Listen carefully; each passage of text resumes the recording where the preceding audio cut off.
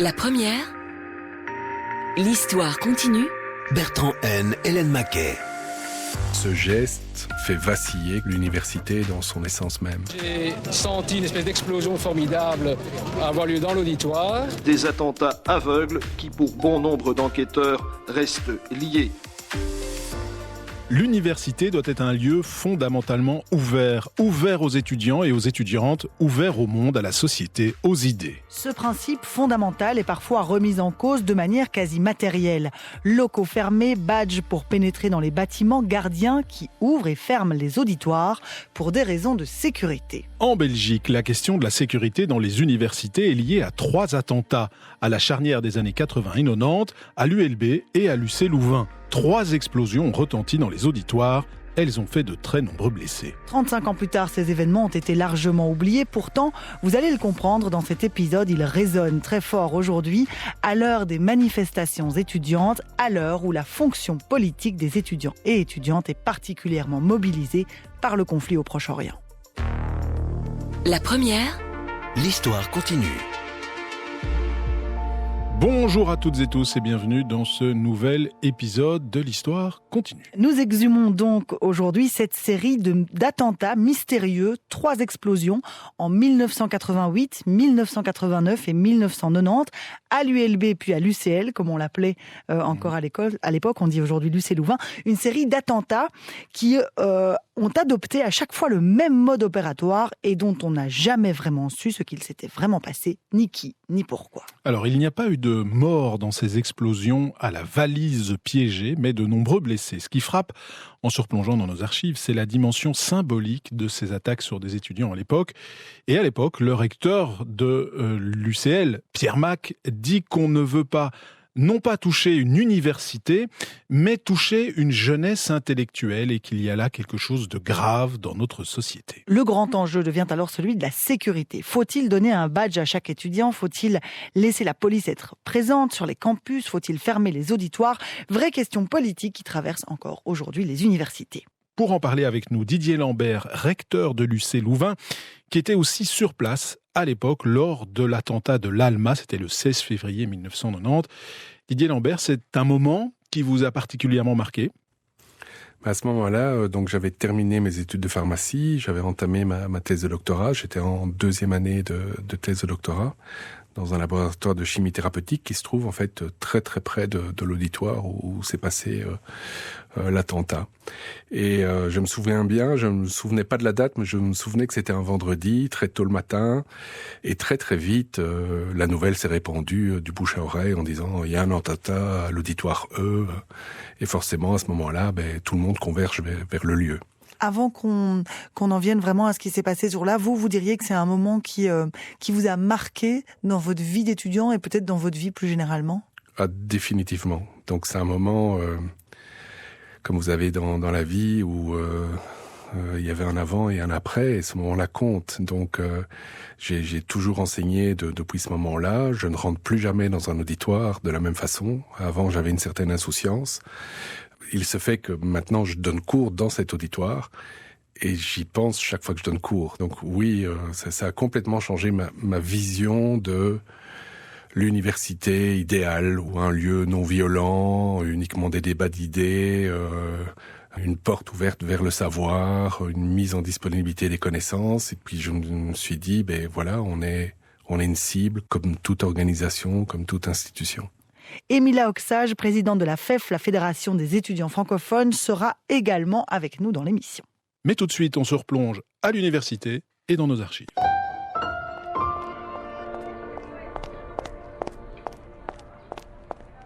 « 16 février 1990. Il est 9h du matin.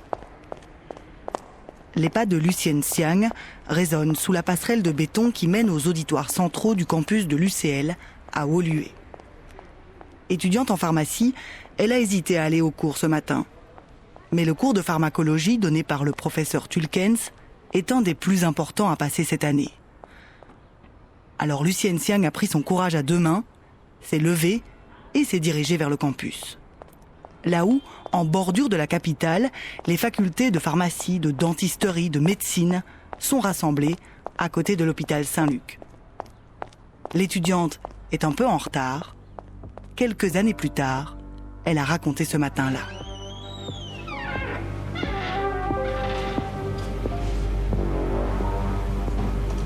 Ce jour-là, le 16 février, il y a 2 ans, ma journée n'a vraiment pas commencé comme les autres. J'ai longtemps hésité avant de me rendre à l'auditoire et je me suis assise à la seule place qui me restait. Ce n'était pas l'endroit habituel auquel je prenais place. Il y avait peut-être 150 étudiants car c'était le cours le plus important de pharmacie, la pharmacologie. On m'a dit après l'attentat qu'une valise avait été déposée et qu'une porte avait claqué. Je ne sais pas, mais tout à coup, alors que j'étais concentrée sur le coup, il y a eu l'explosion, la fumée, les morceaux de plafond qui tombaient, de la flamme.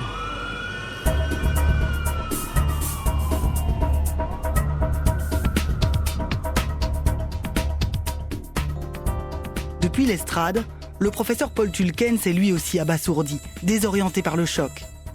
Il raconte un moment de grande confusion.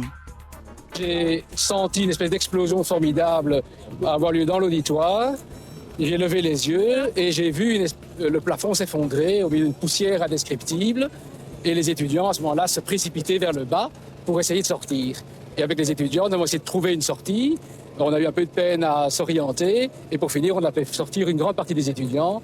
Et au moment où la fumée est devenue tellement importante, il n'était plus possible de rester dans l'auditoire. Nous avons quitté à ce moment-là. Est-ce qu'il y a des étudiants qui sont restés dans... Je ne pense pas parce que je crois qu'une partie d'entre eux ont pu sortir par le haut, mais la plupart sont sortis par le bas avec moi.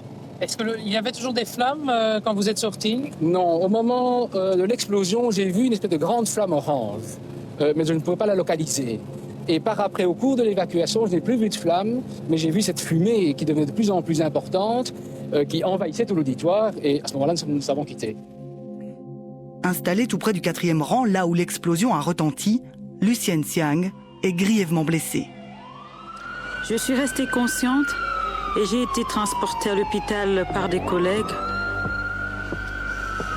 Et je n'ai pas pu attendre les secours à cause de la douleur qui était mienne. Quelques jours plus tard, j'ai été transférée dans le centre des Grands Brûlés à l'hôpital militaire. Le bilan est très lourd. 50 blessés, 40 personnes hospitalisées, 19 dans un état grave, 5, dont Lucienne, se battent entre la vie et la mort. Les 5 blessés graves souffrent de brûlures profondes et sont aussi atteints aux poumons. Il est impossible à l'heure actuelle de se prononcer à leur sujet. 13 personnes souffrent de brûlures importantes, mais leur état n'inspire plus aucune inquiétude. 11 blessés légers sont toujours hospitalisés et les 22 autres ont pu regagner leur domicile. L'attentat a décimé la 2e licence en pharmacie. 4 étudiants sur 10 sont parmi les victimes. C'est pourquoi l'UCL va suspendre les cours de cette année d'études pendant les 2 prochaines semaines.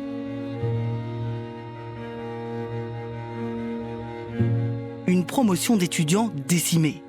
Sur les ondes de la RTBF, comme dans la tête des enquêteurs, on fait le lien avec des événements qui ont eu lieu 2 mois et demi plus tôt à l'Université libre de Bruxelles, cette fois. Il est 8h50, le 1er décembre 1989. C'est jour de grève dans les transports en commun bruxellois. Le campus universitaire du Solbosch s'éveille paisiblement à Ixelles, plus calme que d'habitude. Quand tout à coup, depuis un des auditoires qui borde l'avenue Paul-Léger, une déflagration déchire le silence. Ceux qui sortent du bâtiment témoignent, abasourdis. Il y avait environ une 50aine d'étudiants. Généralement, l'auditoire est plus fourni, mais il semble qu'avec la grève de transport en commun, beaucoup de gens renonçaient à venir au cours. Et il y avait une 50aine d'étudiants un peu clairsemés. L'auditoire était clairsemé. Mais le problème, c'est qu'il y avait énormément de fumée et que les gens ont été vite asphyxiés par l'odeur de soufre. J'ai entendu des gens crier, à 2 ou 3 on a essayé d'aller, mais la fumée était tellement forte que c'était impossible. On est sorti, ouvrir les portes, un ami à moi a appelé le service technique, ils étaient déjà prévenus. Et les flics, les ambulances, ça sont arrivés entre les 5 et 10 minutes. Une bombe artisanale a été déposée dans l'auditoire qui accueillait des étudiants de la faculté de sciences humaines. 4 étudiants sont blessés, dont 3 grièvement. Le choc est énorme.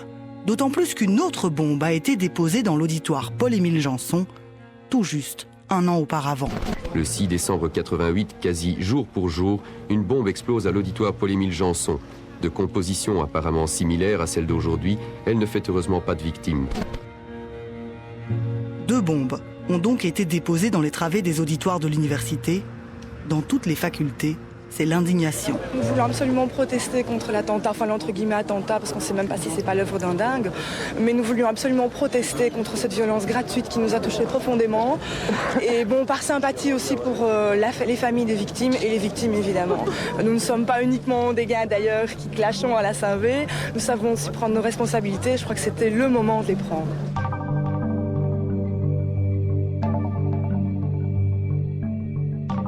Au-delà de l'indignation, en ce mois de décembre 1989, se pose la question de la sécurité sur le campus de l'université.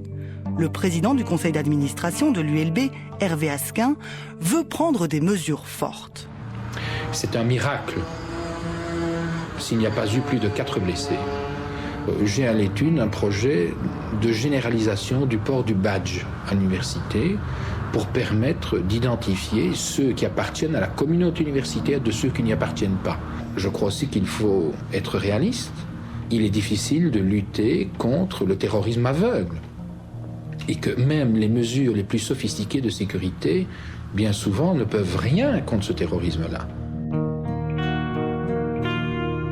Les 2 attentats de l'ULB marquent très fort la communauté universitaire. Alors qu'en 2 mois et demi plus tard, une valise piégée explose dans l'amphithéâtre de pharmacie de l'UCL à Woluwe, personne ne comprend ni qui, ni pourquoi. Mais personne ne peut s'empêcher de faire le lien entre les différentes attaques. Jusqu'ici, tout comme pour les attentats perpétrés en décembre 88 et en décembre 89 à l'ULB, pas la moindre piste, pas la moindre revendication, des attentats aveugles qui, pour bon nombre d'enquêteurs, restent liés. Même système de mise à feu, même produit à l'intérieur de la valise contenant la bombe, du savon liquide qui, en s'enflammant, brûle très profondément ceux qui sont touchés, même cible des étudiants. À chaque fois, on frappe plus fort, cette fois, on voulait apparemment tuer, reste à savoir pourquoi. Il y a une autre caractéristique commune aux 3 explosions, l'absence de revendication. Alors le procureur du roi, Benoît de Gemep, pose une hypothèse. C'est certainement un élément d'inquiétude, c'est-à-dire qu'il peut nous faire penser à un attentat d'origine terroriste. Dans cette matière, l'attentat politique n'est évidemment pas à exclure et en Europe occidentale, nous avons malheureusement affaire avec une vague de violence d'origine d'extrême droite qui se manifeste en général sans revendication. Si tel est le cas, ben voilà, c'est encore un attentat sans revendication. Mais là, je vous lis tout de suite, dans le même élan, c'est une hypothèse de travail sans plus. Quelques semaines plus tôt, le 6 décembre 1989, presque en même temps que l'attentat à l'ULB, au Québec, une effroyable tuerie de masse endeuillait l'école polytechnique de Montréal. Un massacre à caractère politique. Un carnage à l'université de Montréal. « Je veux les femmes », a crié Marc, un forcené, un fusil à la main, en semant la terreur dans les locaux de l'université. Et il a abattu 14 femmes et blessé 13 personnes avant de se suicider. Sur lui, une lettre de 3 pages où il expliquait « Les féministes ont toujours gâché ma vie ». Cet événement, qui est aujourd'hui reconnu comme un des premiers féminicides de masse contemporains, revendiqué, est plutôt perçu à l'époque comme un attentat d'extrême droite. Dans ce contexte d'attentat possiblement politique dans les universités belges, l'émotion est énorme, comme en témoigne cette réaction du recteur de l'UC Louvain, Pierre Mac. Ce qui nous choque le plus, c'est qu'on voit qu'on veut toucher non pas une université, mais qu'on veut toucher une jeunesse intellectuelle, universitaire. Et là, il y a quelque chose de grave dans notre société. Ça veut dire qu'on aura des renforcements de services de sécurité dans les universités ? Je n'en sais rien, mais les universités, dans les pays non démocratiques, sont la cible de certains. Que des universités dans un pays démocratique comme le nôtre deviennent une cible, c'est dangereux. Je ne suis pas sûr que c'est la police qui peut répondre à ça. C'est un sursaut d'opinion publique et des étudiants qu'il faudra. Les étudiants, étudiantes comme figure politique, intellectuelle, c'est un des enjeux.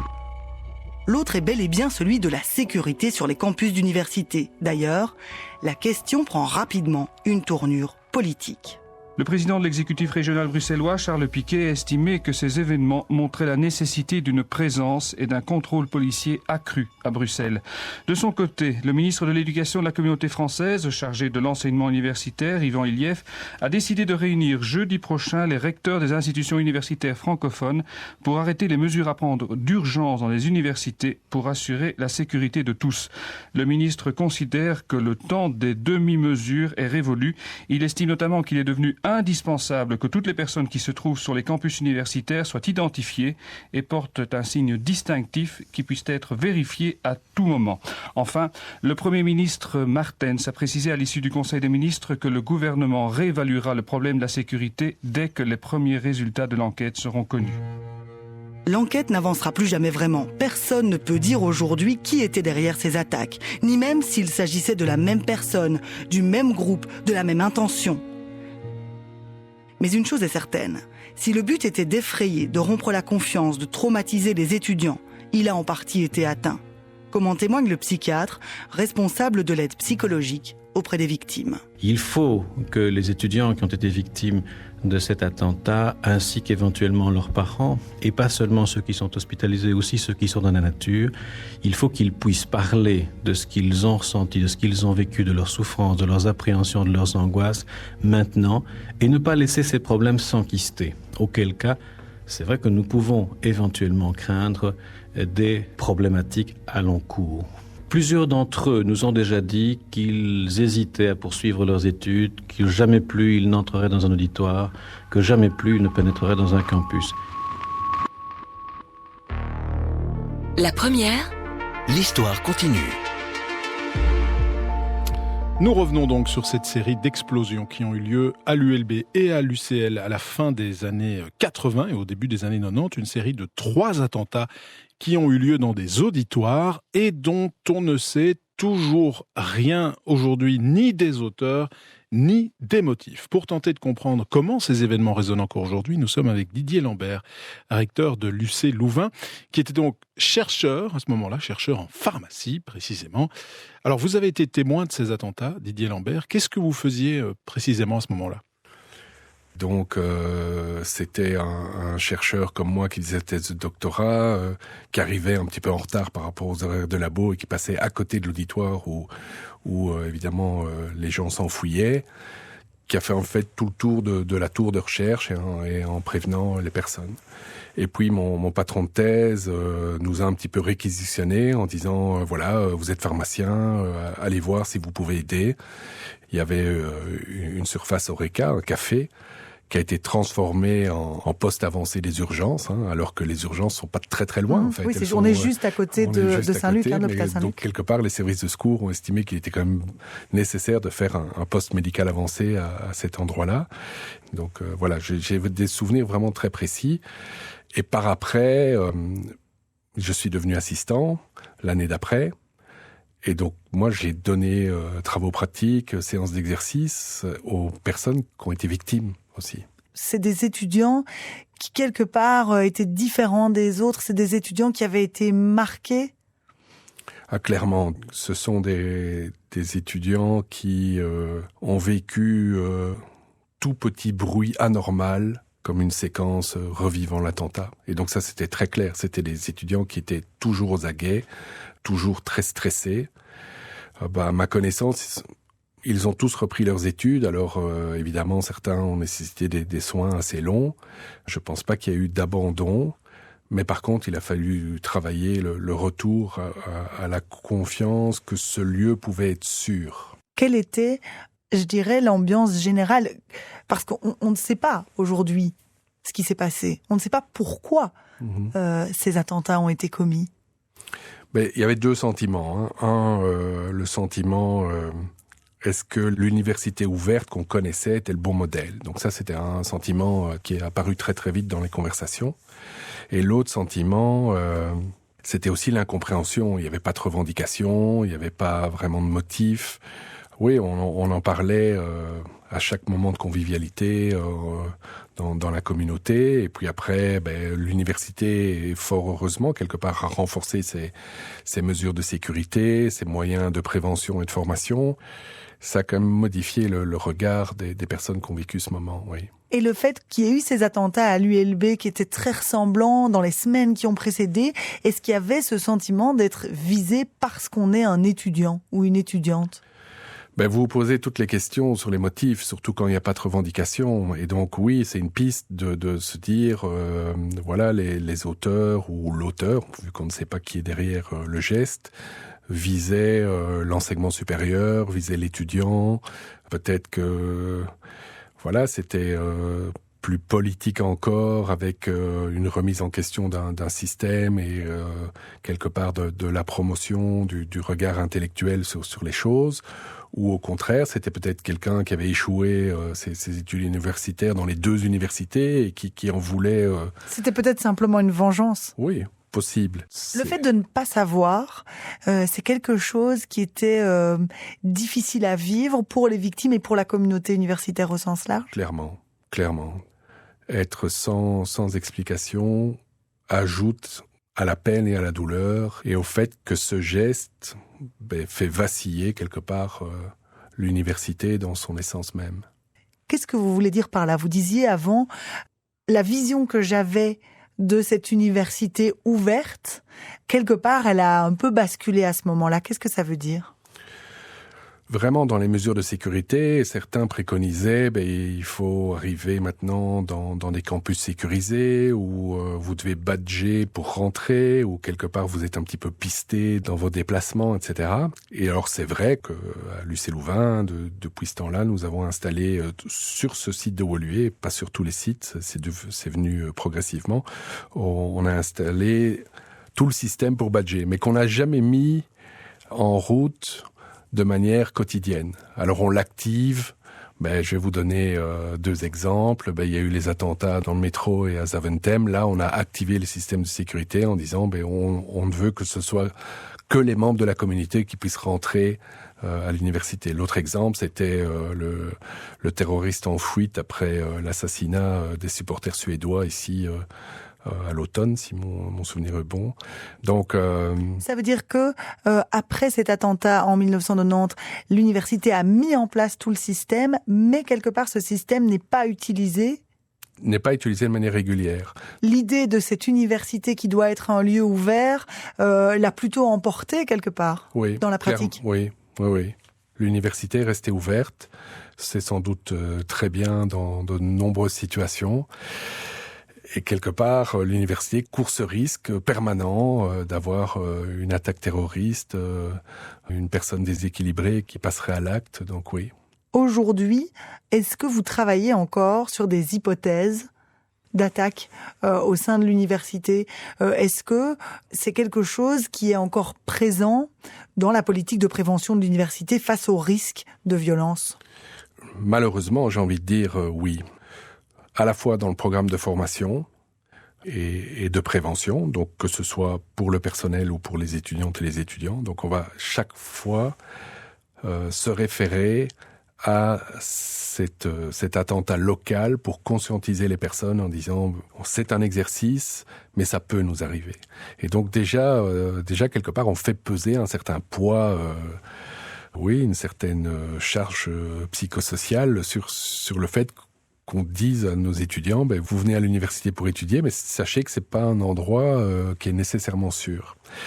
Parallèlement à ça, notre formation va même plus loin. Donc, quelque part, on sensibilise les étudiants et les professeurs à des attaques de type processus AMOC, donc où vous avez un tireur fou, comme on voit très souvent outre-Atlantique. On voit moins souvent sur le continent européen, mais on a eu un précédent à Prague cette année. C'est le scénario qui est envisagé s'il y avait une attaque sur une université. Ce serait plutôt ce scénario qu'on appelle, comme vous le disiez, AMOC. Et donc, vous formez vos étudiants à savoir réagir exactement, par exemple, comme on apprend à réagir à une alerte incendie dans la plupart des bâtiments. Voilà, donc les deux existent, donc à la fois pour le risque d'incendie et pour la procédure AMOC. Je pense que l'inquiétude reste pour les membres du personnel qui ont vécu ce moment-là. Mais oui, je pense que pour les étudiants qui arrivent maintenant à l'université, c'est un événement qu'ils ne connaissent pas. Et heureusement, et donc ils sont dans une certaine forme d'insouciance qui est légitime à leur âge, mais aussi dans une certaine forme de responsabilité face aux défis de la société. Et c'est aussi ça l'université. La première, l'histoire continue. Les étudiants sont une composante de la société. Ces attentats à l'ULB et à l'UC Louvain de 88, 89 et 1990 sont venus le rappeler, et de manière très crue. Ils ont aussi montré la fonction politique des étudiants qui sont nombreux à s'impliquer dans diverses causes sociétales et politiques. L'université, les études supérieures sont des moments lors desquels l'occasion de s'impliquer survient. C'est par exemple le cas d'Emila Oxage. Elle est présidente de la FEF, la Fédération des étudiants francophones. Je lui ai demandé pourquoi elle avait choisi, elle, de s'investir de manière politique à l'université. D'abord parce que en tant qu'étudiante, on connaît des difficultés et moi je connaissais des difficultés qui étaient financières. J'avais droit à une bourse d'études et en fait cette bourse d'études, il y a eu un problème vis-à-vis des bourses d'études. Il y avait 5000 étudiants qui devaient rembourser en fait l'argent qui avait été donné par la Fédération Wallonie-Bruxelles. Donc c'était des montants qui pouvaient aller de 500 à 5000 €. Et à ce moment-là, du coup, j'ai rencontré un étudiant qui m'a fait part de ce problème-là et je me suis sentie directement concernée. Et donc c'est à partir de là que je me suis engagée dans le syndicat étudiant. Alors au-delà de le fait de représenter les étudiants, est-ce que pour vous, les étudiants, ils ont une fonction politique dans la société ? Mais donc, il peut y avoir vraiment différentes manières de vouloir s'engager en tant que jeune. D'abord, par rapport à la condition qu'on a étudiante, le fait de se dire qu'on voudrait vraiment avoir un impact sur les différentes politiques qui sont prises, qu'elles soient en termes de logement. Est-ce qu'il faut avoir des logements qui soient accessibles, ça veut dire publics, ou alors est-ce qu'on veut plutôt des logements qui soient privés ? Est-ce qu'on veut avoir dans notre établissement des cantines avec des plats à prix accessibles, tout ça, ce sont des politiques en fait qui sont liées vraiment à notre condition sociale en tant qu'étudiant et qui demandent parfois une organisation de la part des étudiants pour pouvoir mettre la pression. Et sinon, en tant qu'étudiant, on est également acteur de la société civile et donc on se pose généralement la question de quelle société on veut pour demain. Est-ce qu'on veut une société qui on peut vraiment se poser cette question de manière générale sur quels seraient les droits des travailleurs ou est-ce que je veux que mon établissement participe à des collaborations avec un pays qui est en guerre. Est-ce que je veux une société qui prenne soin de la planète, où il n'y a pas de racisme, qui est antifascisme. Donc tout ça, ce sont des questions que les jeunes se posent. Et quand on se retrouve, par exemple, dans nos établissements, dans les universités, on est face à un regroupement en fait de jeunes qui peut facilement s'organiser. Et donc pour ça, il y a vraiment de tout pour pouvoir faire de la politique. Hein. Donc que ce soit des tractages, que ce soit des descentes d'audit, on est souvent accosté pour pouvoir vraiment donner notre avis, pour pouvoir faire en sorte de prendre position sur un sujet de la société. Est-ce que vous avez le sentiment que la voix politique des étudiants, elle porte au-delà des universités ? Est-ce qu'elle est entendue ? Bien sûr, on l'a vu notamment par rapport aux questions qui sont liées directement aux étudiants, par exemple à la hausse du Minerval. On voit vraiment les victoires que les étudiants ont pu gagner récemment avec la réforme du décret paysage. Le fait que les étudiants aient fait tomber un gouvernement pour pouvoir faire entendre leur vision d'un enseignement démocratique. Et puis, on le voit aussi quand il y a une solidarité qui est internationale, par exemple avec les occupations pour la Palestine. Toute organisation, tout rapport de force qui est organisé par les étudiants, qui se retrouve aussi dans un milieu qui est assez symbolique. C'est un lieu de savoir, c'est un lieu de débat, les universités. Donc, dès que les étudiants se mettent aussi en mouvement, il y a un message derrière symbolique, mais aussi un message d'une jeunesse qui veut construire le monde d'aujourd'hui et de demain. L'université, les études supérieures, comme moment donc où les jeunes se politisent.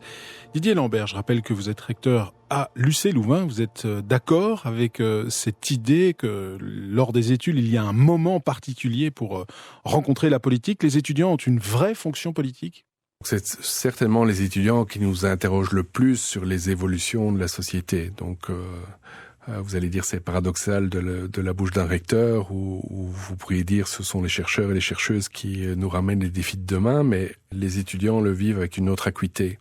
Et donc, amènent toutes ces évolutions qu'on voit, évolution sociale, évolution comportementale, évolution même de représentation. Pensons à toute la question du genre qui voit toutes ces variantes.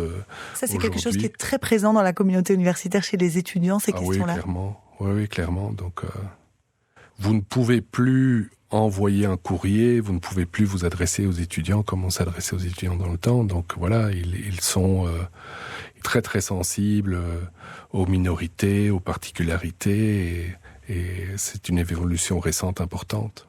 On voit aussi les mobilisations qui sont liées au conflit au Proche-Orient. C'est quelque chose que vous aviez vu venir, que vous aviez anticipé, une telle mobilisation de la part des étudiants sur cette question-là?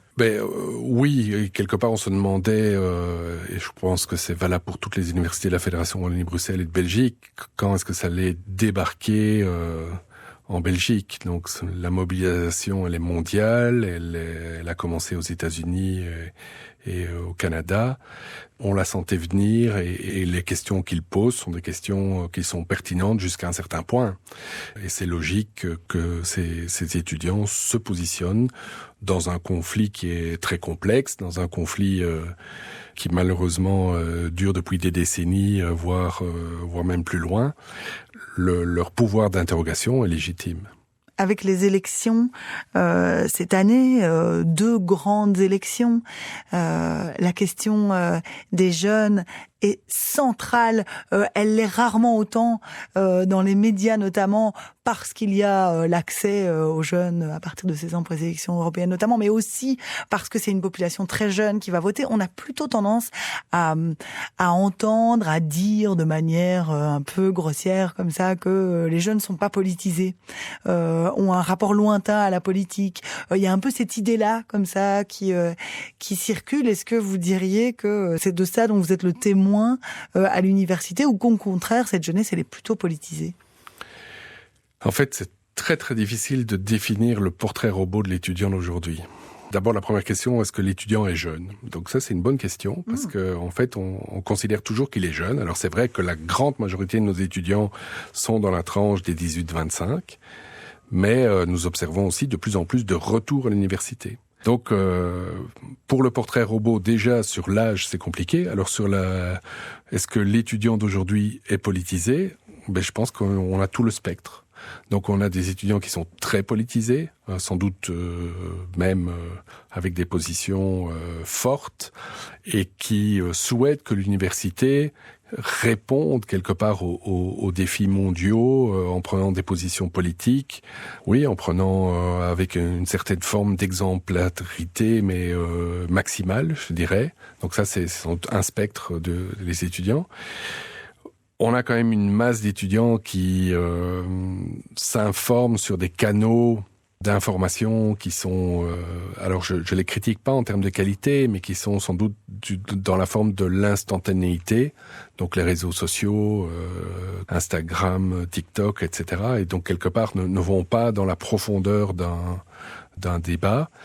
Et nous avons des étudiants qui sont engagés de manière un petit peu plus classique, et qui souhaitent faire bouger l'université avant de faire bouger la société. Donc voilà, je dirais que le spectre est vraiment très très large. Et en termes de représentation politique stricte, donc d'affiliation par rapport à des jeunesses politiques, il y a aussi une évolution. Donc ça, c'est clair. Là où dans les années 90-2000, c'était une population très liée au courant écologiste, ici, on a quand même une forme ou même à l'UC Louvain, les courants de gauche, voire d'ultra-gauche, sont très représentés. Il y a une dernière chose que je voudrais évoquer avec vous. Les étudiants qui aujourd'hui sont en master ou en fin de baccalauréat, c'est des étudiants qui ont traversé le Covid, qui sont quand même nombreux à évoquer la question de la santé mentale. C'est un phénomène qui est encore relativement peu documenté.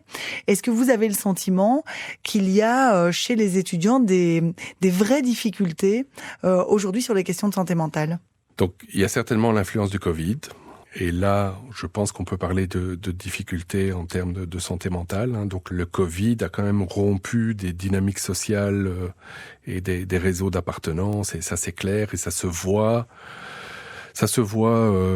dans les auditoires, où il y a moins de mélange, par exemple. C'est-à-dire que les étudiants restent en fonction soit de leur région d'origine, soit de leur établissement d'enseignement secondaire d'origine, et se mélangent nettement moins qu'auparavant.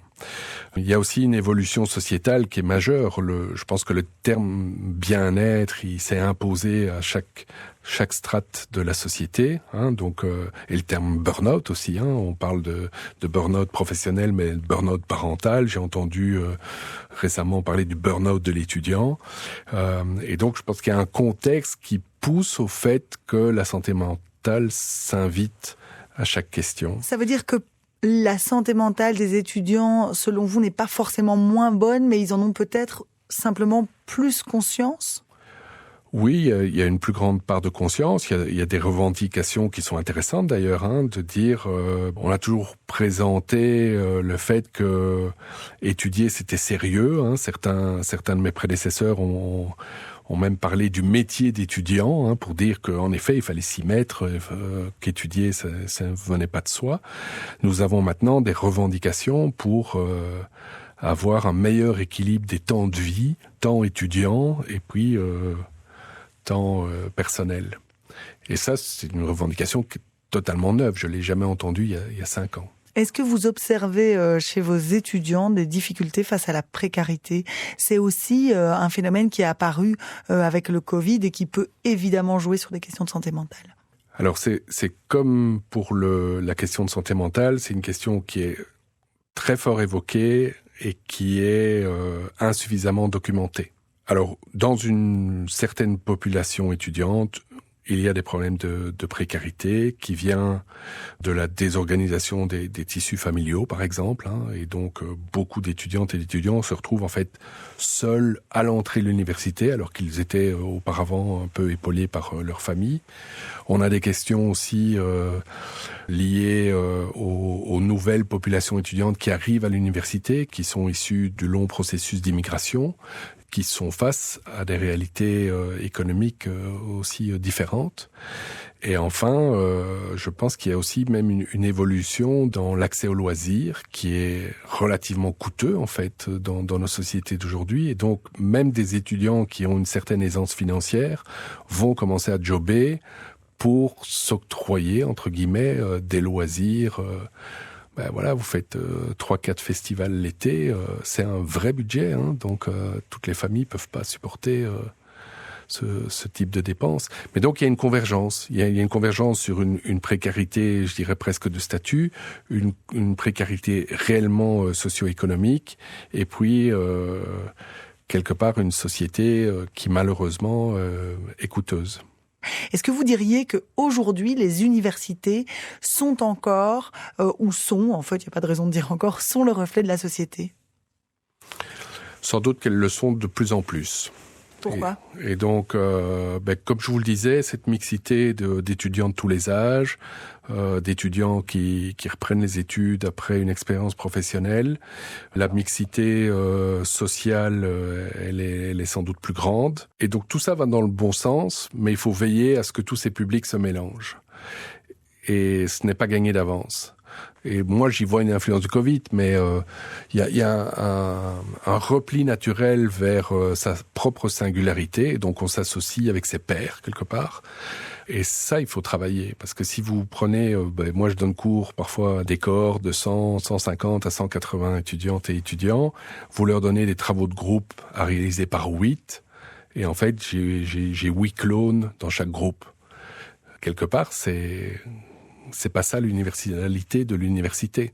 Et donc il faudrait mélanger quelqu'un qui reprend ses études après une expérience professionnelle avec un profil issu de l'immigration, un étudiant international et quelqu'un qui sort d'un bon collège de l'enseignement secondaire. Et est-ce que ce repli sur ces bulles-là qui nous ressemblent, est-ce que c'est pas l'exacte transposition de la société telle qu'elle est en train d'évoluer ? Oui, sans doute, oui.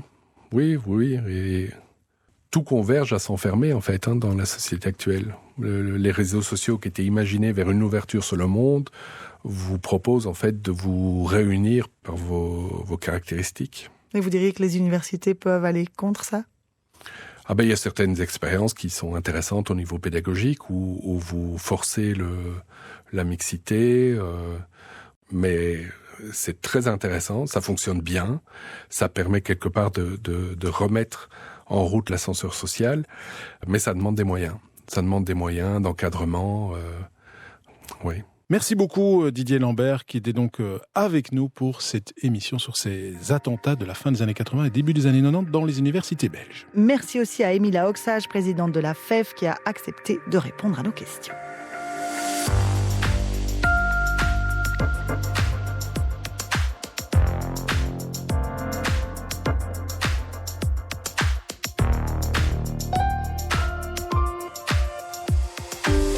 Raconter le passé pour éclairer le présent, c'est ce qu'on fait dans l'Histoire continue. Avec les archives de la Sonuma, une émission réalisée par Jonathan Remy et coordonnée par Émilie Malice.